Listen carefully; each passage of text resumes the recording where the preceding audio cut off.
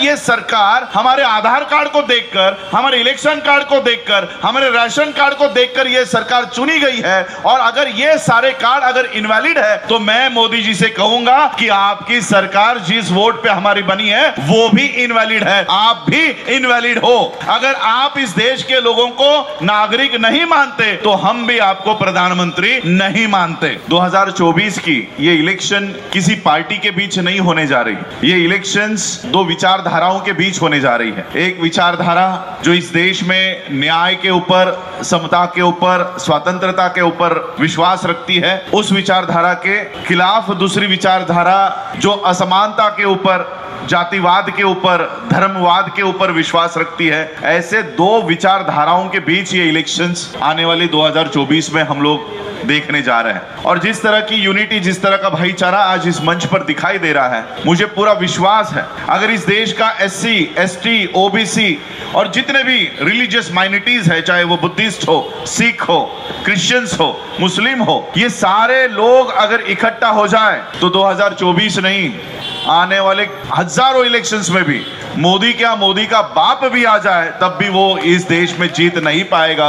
अगर इस देश के SC, ST, OBC और माइनॉरिटी इकट्ठा होकर इस देश की रक्षा करने का काम करें। आने वाले समय में हम लोग बहुत बार सुन रहे हैं कि देश का संविधान खतरे में है, और ये मैं नहीं कह रहा हूं, सुप्रीम कोर्ट के टॉप मोस्ट जजेस ने उस समय ये बात हम लोगों को बता दी थी। जस्टिस चिलामेश्वर हो, जस्टिस गोगोई हो, जस्टिस जोसेफ हो, उस समय उन्होंने सुप्रीम कोर्ट के बाहर आकर प्रेस कॉन्फ्रेंस लेकर यह बात कही थी कि देश का संविधान, देश का लोकतंत्र खतरे में है, लेकिन उस समय हमने उनकी बात नहीं मानी। आज भी बाबा साहब अंबेडकर हमें इतनी बड़ी ताकत देकर गए हैं। 1917, 1919 में जब south bureau committee, Simon commission इस भारत में आया, तब इस देश की ब्राह्मणिकल सिस्टम हम लोगों को वोट का अधिकार तक देना नहीं चाहती थी। उस समय बाबा साहब अंबेडकर जी ने साइमन कमीशन को बयान देकर यह कहा कि इस देश में चाहे किसी भी जाति का व्यक्ति हो, किसी भी धर्म का व्यक्ति हो, किसी भी जेंडर का व्यक्ति हो, 21 साल का होने के बाद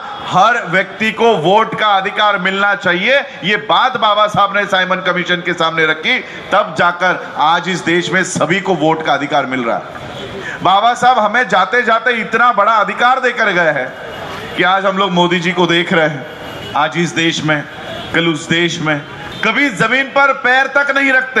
ऐसे फैसिस्ट लोगों को बाबा साहब अंबेडकर हमें ऐसी ताकत देकर गए हैं कि आने वाले चुनाव में, किसी भी चुनाव में, ये जो लोग हवा में उड़ा करते हैं, ये जो लोग हवा में रहा करते हैं, ये एक दिन नीचे उतरते हैं, और केवल नीचे नहीं उतरते, हमारे पैर धोने के लिए मजबूर होते हैं। इतनी बड़ी ताकत बाबा साहब हमें देकर गए हैं। इस ताकत का सही इस्तेमाल करो। पैसों के ऊपर, साड़ियों के ऊपर, उनके शराब के ऊपर अपने जीवन का इतना सबसे मूल्यवान अधिकार बेचा मत करो। आपके जीवन का सबसे बड़ा अधिकार घर लेना, गाड़ी लेना, बच्चों की शादियां करना ये नहीं है। आपके जीवन का सबसे बड़ा अधिकार ये है कि आने वाले 5 सालों में मैं अपने ऊपर किसे शासन करने की अनुमति देता हूं, ये तय कर पाना, यह आपके जीवन का सबसे बड़ा अधिकार है। इसका इस्तेमाल ठीक ढंग से अगर करो तो ऐसी समस्या कभी नहीं आ सकती। अगर हम अपने अधिकारों का सही इस्तेमाल कर पाते तो क्यों उन्हें दिल्ली से आना पड़ता, क्यों मुझे बॉम्बे से आना पड़ता, क्यों यहां पर मंच पर बैठे हुए लोग अपने अपने जिलों से, अपने अपने राज्यों से यहां आते, वो अपने अपने कामों में व्यस्त होते। लेकिन आज हम इस सब लोग अपना काम छोड़कर केवल देश की सुरक्षता, देश के संविधान को बचाने के लिए यहां पर इकट्ठा हुए हैं। NRC जैसा कानून इस देश में आ रहा है। वोट लेते समय इनको हमारे आधार कार्ड चलते हैं, वोट लेते समय इनको हमारे इलेक्शन कार्ड चलते हैं, वोट लेते समय इनको हमारे राशन कार्ड चलते हैं, वोट लेते समय इनको हमारे ड्राइविंग लाइसेंस चलते हैं। लेकिन जब नागरिकता देने की बात आती है तब हमारे ये किसी भी कार्ड को नहीं अपना रहे। तो अगर ये सरकार हमारे आधार कार्ड को देखकर, हमारे इलेक्शन कार्ड को देखकर, हमारे राशन कार्ड को देखकर ये सरकार चुनी गई है, और अगर ये सारे कार्ड अगर इनवैलिड है तो मैं मोदी जी से कहूंगा कि आपकी सरकार जिस वोट पे हमारी बनी है वो भी इनवैलिड है, आप भी इनवैलिड हो। अगर आप इस देश के लोगों को नागरिक नहीं मानते तो हम भी आपको प्रधानमंत्री नहीं मानते। इस देश में UCC का कानून आ रहा है, यूनिफॉर्म सिविल कोड। जिस देश में मूछ रखने के ऊपर हत्या होती है, जिस देश में अपने ही बारात में किसी आईएएस ऑफिसर को, आईपीएस ऑफिसर को घोड़ी पर बैठने का अधिकार नहीं है, उस देश में आप समान नागरिकता कानून लागू कर रहे हो, जहां पर हम लोगों को आज भी 2023 में ये बेसिक फंडामेंटल राइट्स नहीं है, वहां पर आप लोग यूसीसी का कानून लागू कर रहे हो। क्या यूसीसी के लिए आप लोगों ने देश को तैयार किया है? देश के गली में जाति में, देश के गली गली में जाति जाति ये आज ज्यादा बड़ी होती जा रही है, और इसलिए हम लोगों को आने वाले समय में हमारे ऊपर किसने अधिकार करना चाहिए, राज करना चाहिए। और सबसे पहली एक बात, ये बात मैं हमारे हिंदू भाइयों को कहना चाहूंगा, कोई प्रधानमंत्री, कोई मेंबर ऑफ पार्लियामेंट, कोई मेंबर ऑफ लेजिस्लेटिव असेंबली या कोई भी पॉलिटिशियन आपको अगर ये बात कहता है कि आप हमें वोट दो, हम आगे चलकर राम मंदिर बनाएंगे, हम आगे चलकर हिंदू राष्ट्र बनाएंगे, सबसे पहले तो उसे वोट देना बंद करो, क्योंकि आप देश की जनता, देश के संसद में आपके पॉलिसी के मेकर को भेजने वाले हो, देश में क्या योजनाएं बनाने वाले हैं उसको भेजने वाले हो। किसी शंकराचार्य को भेजने के लिए, उसको अपॉइंट करने के लिए संसद नहीं है।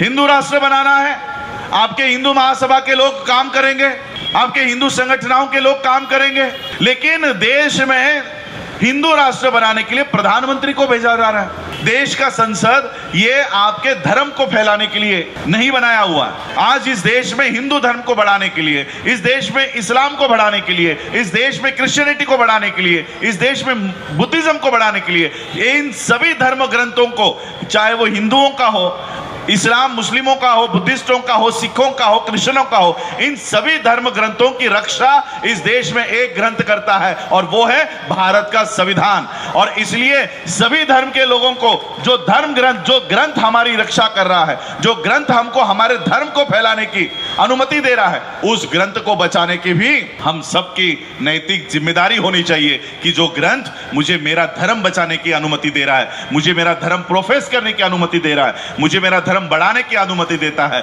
उस ग्रंथ को बचाना ये हम सबका कर्तव्य होना चाहिए। मैं आज इतना ही उम्मीद आप लोगों से करता हूं कि जो बाबा साहब ने आप लोगों को वोट के अधिकार दिए हैं, आने वाले समय में 2024 में इसका सही ढंग से इस्तेमाल करो। मैं किसी पार्टी का मेंबर नहीं हूं, ना ही किसी पॉलिटिकल पार्टी से एफिलिएटेड हूं, लेकिन मैं आज आप लोगों को एक बात जरूर बता के जाना चाहूंगा। जैसे दिल्ली में अमित शाह जी ने एक बयान दिया था कि ईवीएम मशीन और बीजेपी का बटन इतने जोर से दबाओ कि मुसलमानों को करंट लगना चाहिए। इस 2024 में उस ईवीएम मशीन का वो बटन दबाओ कि जो भी बटन दबेगा उस बटन से बीजेपी का पूरा नामो निशान मिट जाए, ऐसा बटन जरूर दबाओ, ऐसा बटन जरूर दबाओ। और मैं ये आशा और विश्वास व्यक्त करता हूं कि जिस धरती ने बाबा साहब अंबेडकर जी को उस देश के संविधान सभा में भेजा, वो धरती के लोग और खासकर मुस्लिम समुदाय के लोग, उस समय मुस्लिम समुदाय के लोगों ने बाबा साहब अंबेडकर जी को अपनी सीट बाबा साहब को दी और बाबा साहब को संविधान बनाने के लिए देश के संविधान सभा में भेजा। और आज भी उसी संविधान के ऊपर आंच आ रही है, और यही बंगाल के लोग और मुस्लिम समुदाय इस संविधान को बचाने की मुहिम में कंधे से कंधा मिलाकर हमारा साथ देंगे, ऐसा आशा और विश्वास व्यक्त करता हूं। आप लोगों ने मुझे आमंत्रित किया, उसके लिए सबका तहे दिल से आभार व्यक्त करता हूं। धन्यवाद। जय भीम, जय भारत।